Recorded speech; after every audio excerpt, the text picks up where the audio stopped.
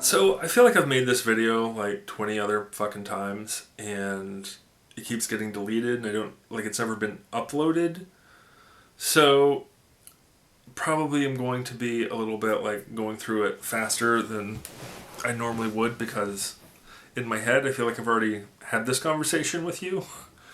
But this is talking about features on the GR4 that I want, or that I feel like the GR4 needs or wants, or GR users in general would want and need. Because I feel like I go to, this is a mistake to ever do, but like I follow the GR message boards and things of that nature. Whenever they make any type of update or social whatever, there's always comment sections, and they always say what I feel like are the dumbest suggestions in the history of mankind. Like, why on earth would you want that, and how on earth is that a GR? So, a couple of interesting ideas. The first is, and I don't hate this one, this is actually one that I feel like would be a very interesting idea, which is to make the GR4 full frame. Yes, you would have to get a completely new lens. Yes, it would make the body slightly larger. I get all of that. However, I feel like the notion of getting an older sensor that, because I feel like the number one thing that I hear is update the sensor to a super modern APS-C sensor, like one of the top end ones. So, what I hear a lot is the 26 megapixel one that Fuji's been using that's super fast and is really great for 4K and is really great for, readout speeds and things of that nature, and you can get really high frames per second. And I'm like, are you stupid?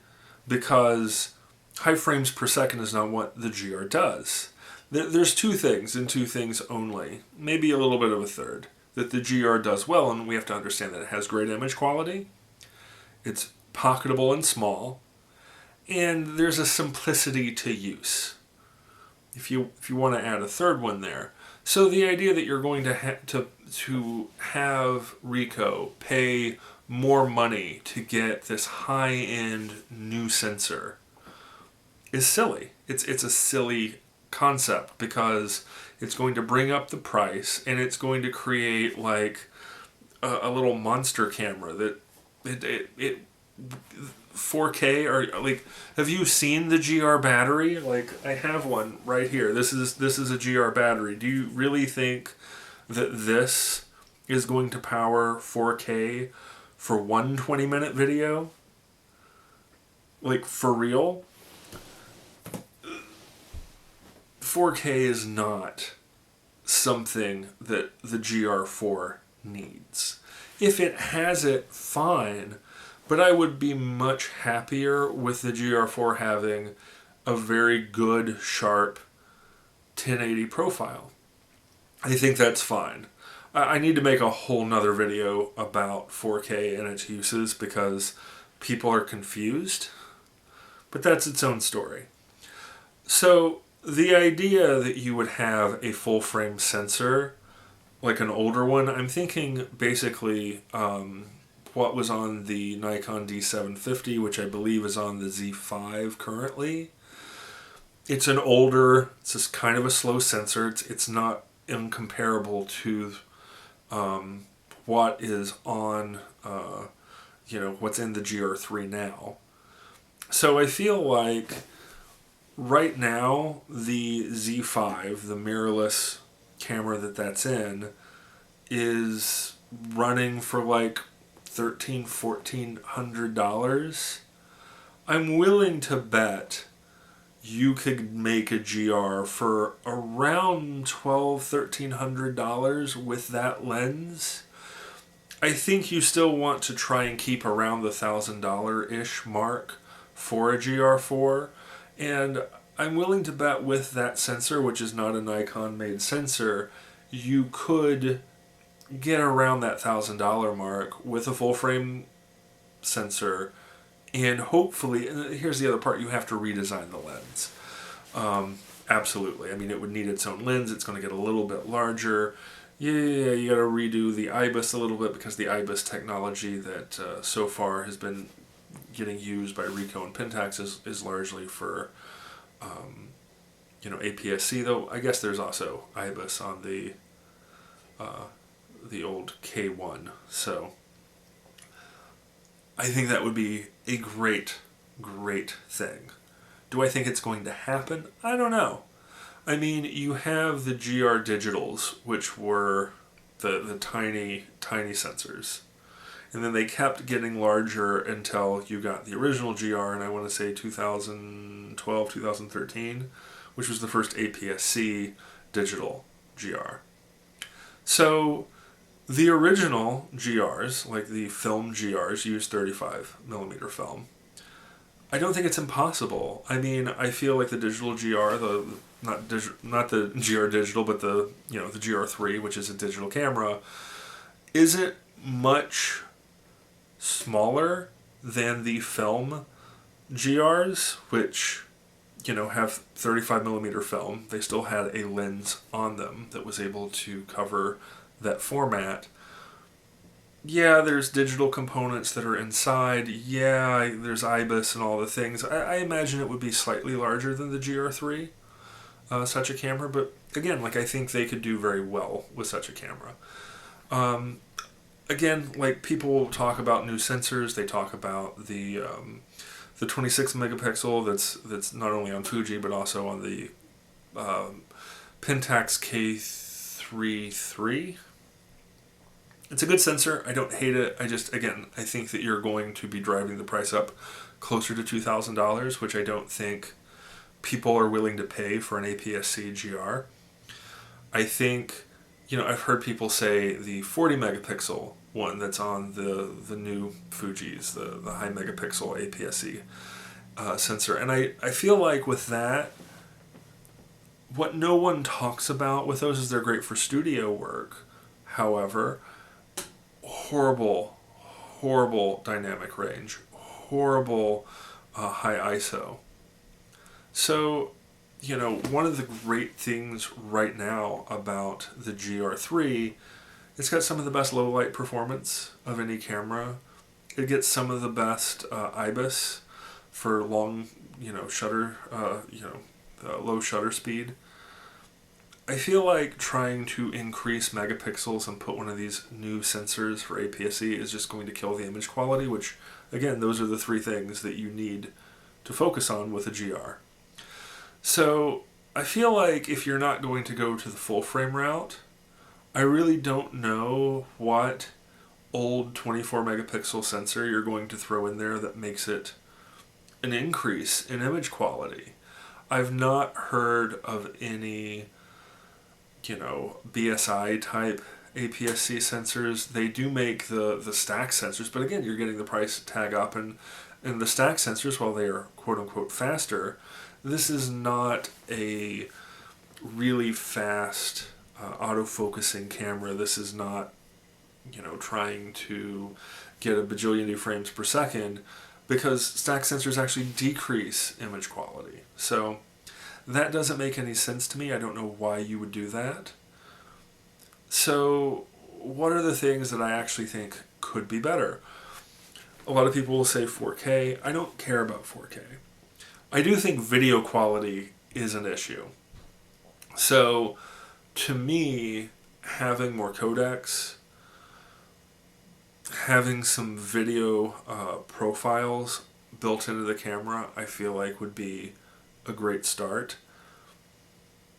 But what I really, really, really want, I feel like the two things that I feel like are just quality of life improvements that would, if you could somehow firmware them into the GR3 would make it just about perfect, is one, having an audio jack, which I know isn't a firmware thing, but I'm just throwing it out there. And the other one is just manual controls in video. The fact that every time that I go to video, while the video looks fine, and I can set it to 24 frames per second for video. I have no control over shutter speed. I have no control over aperture. I have no control over ISO. That alone makes it difficult because a lot of times it will pick a suboptimal shutter speed and it'll, go for the 24, 25, you know, of a second, which makes it look just kind of choppy. Like you're trying to always double the shutter speed of the frames per second that your video is shooting in and kind of go through multiples of that. So the fact that I have no control over that, it's always a point of consternation. I think it's the thing that people complain the most about the Ricoh video because there's no manual control. There's a lot of just very practical controls that you can make your video look better with that are not available. So I feel like those two things, and now you have a camera that is capable of being a social media camera that's very portable and very versatile. That is a huge thing. I don't care too much about the pop-up flash. I have a feeling that that's going to be, an issue. I feel like the straight ahead flash doesn't really help, and it does have a hot shoe, so I actually do have an external flash for my GR for that purpose. I understand that takes away from the portability, and I understand that like you can kind of point it up at the ceiling to have the light bounce so you're not using direct light. But I feel like this is just such a small thing that's not helpful. I mean, just generally speaking, cheap entry-level cameras have the pop-up flash, and this is not a entry-level camera in my mind. It's, I don't know why a beginner would start with this camera because it is so minimal. It does really pull out your skills as a photographer. And I'm not saying you can't learn on it. I'm just saying it's not, it's not the training wheel camera where you would want that. And I really don't know for professional application why a professional would prefer that flash. If I need a flash for whatever reason or I need lighting, I have that to do it correctly rather than just have a pop-up. The other big one that I think is absolutely needed is battery life improvement. I feel like the battery life on the GR3 is atrocious. You can get about 2 videos at 25 minutes a pop. You can 3-4 hours of intermittent shooting. If you're shooting constantly, you're about 2 hours is about all you're getting on a single battery charge. I also think, again, like I realize that this is never going to happen, but it would be really nice if they did, is to have an external charger. Being able to have USB charging is nice, but I have a feeling going forward that's going to be every camera because of all of the stuff going on in Europe where all cameras now need USB charging or USB-C charging. So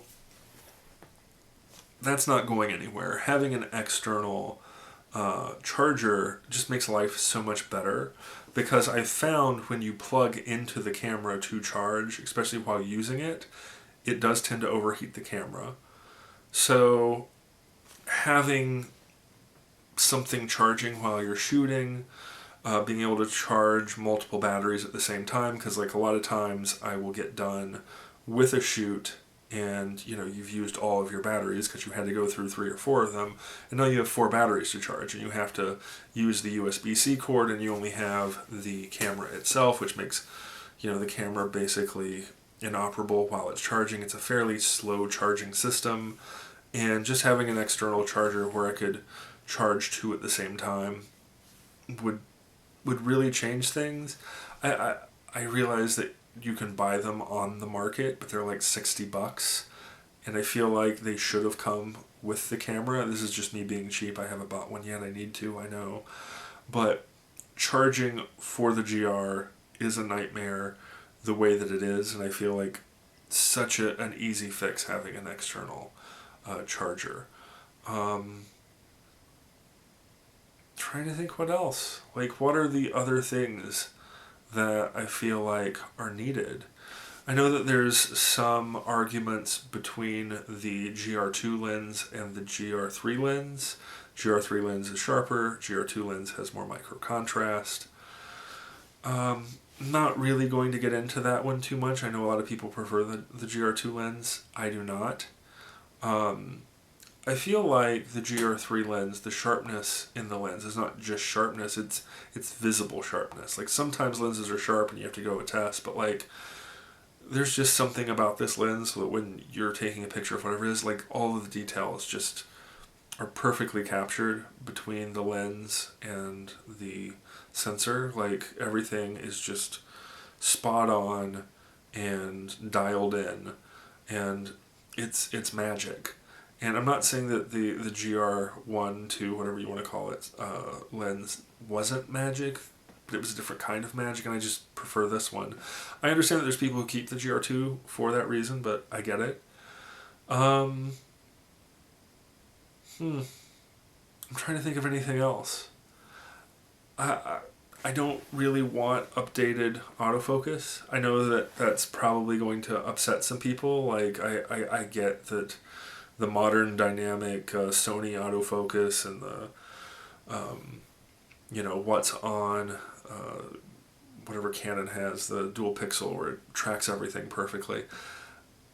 I feel like for pictures, I don't like it. And I realize that, the old kind of what is here now, the very minimalist autofocus that's functional but not super fast, and the snap focus, and it doesn't feel digital as much as it feels mechanical right now, and in just a feel and in terms of an aesthetic, and I like that. And I realize that if you were to give it another feature, which is the more dynamic autofocus that exists, that it would, if the other was there, I still has the option to use it, but it would feel like a different product. And I understand you have to update things with the times. I don't know. I don't feel like I need anything more for what I use the camera for. Maybe that would be nice. Maybe it would be good maybe it would sell better if it had that, but just for me, autofocus isn't really an issue. A faster lens, potentially. Like that's one of those types of issues where I just think like a 1.8 lens, like how much better would that be for performance and creating bokeh and all the things.